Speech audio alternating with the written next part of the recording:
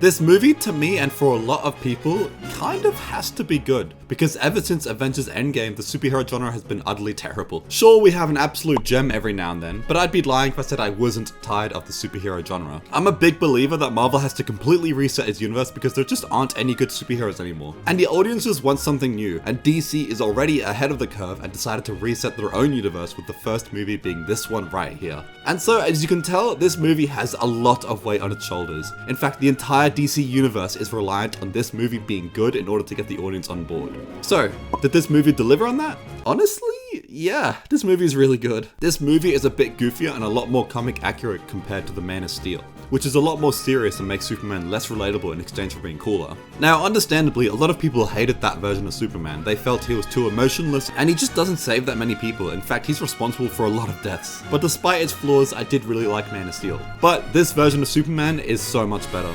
He's a symbol of hope who puts the lives of others in front of his own. But most importantly, and this is something the movie emphasizes on a lot, despite being an alien, he's just as human as everyone else. I just love how Superman is very clearly a flawed character. He's too optimistic and trustworthy towards people, he pretends he's fine when he's not, and he doesn't like confrontation. When the world finds out about something that harms his reputation, he goes on and makes it worse for himself. These are flaws that us humans make all the time. And so this version of Superman is just a lot more relatable and likable. And the relationship between Lois and Clark was so good. They're not perfect for each other, but they do still support each other. It's one of the more realistic and better relationships out of all the superhero ones out there. Even though we did get quite a few scenes of Clark Kent, especially at the beginning of the movie, it was actually less than I expected, and I kinda wish we got more. If you just remove the scenes of this dumbass couple and replace it with more time between Lois and Clark, I probably would have liked the movie more. And yeah, as usual with superhero movies, there are some pointless side characters and heroes that just really didn't need to be in the movie. Hawkgirl was pretty good in The Last of Us, but she has like maybe 4 lines of dialogue in the entire movie. Green Lantern was okay, he had his moments but kinda forgettable, but the same thing cannot be said about Terrific T. He has quite a lot of screen time and I found him quite likable. Unironically, the best superhero outside of Superman though was a dog. He adds the right amount of comedy into this film and he just kinda fucks everything up. I was honestly scared he would just be annoying based on the trailers, but I genuinely loved this dog. However, I can't say I like the duo between this guy and his ex. The writers needed to find a way for the Daily Planet to get news from LexCorp in order to expose him. And so one of the journalists conveniently has an ex that's Lex Luthor's boyfriend and hands him all the information. Some people may find it funny, I definitely didn't. It's probably my biggest issue with this film.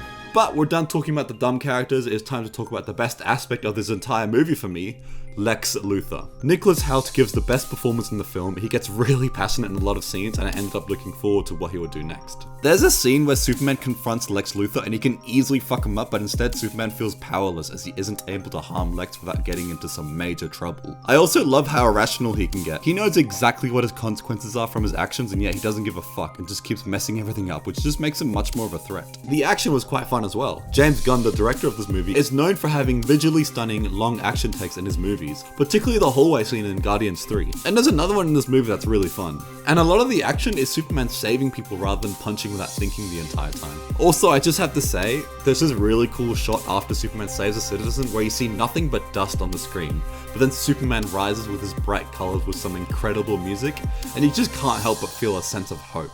That was the moment when I knew I loved this movie. And without spoiling too much, the story is definitely very engaging. Although I think the pacing could have been better in the middle of the film when Superman was not on Earth. If you've seen the film, you know what I'm talking about. It would have been nice to move things along a bit better, but other than that, the story works really well. But I'm now going to talk about the message of the film, which contains spoilers, along with loads of other stuff, so skip to this timestamp if you don't want spoilers. Bring your children, your girlfriend, boyfriend, dog, literally anyone, and they will more than likely enjoy this film. Okay, time to talk about spoilers now. My favorite scene in the film was when Superman was exposed by the media claiming that he was going to turn into Omni-Man and kill everyone on Earth. Everything went to shit and I went from being interested to absolutely hooked. Superman later admits that the encrypted message has badly affected him. He thought he was supposed to protect Earth rather than destroy it. However, his dad reassures him and tells him that your parents don't form who you are, it's actually your choices and actions. It's a really nice message, and yeah, sure, we've all heard of it before, but I thought it was executed really well.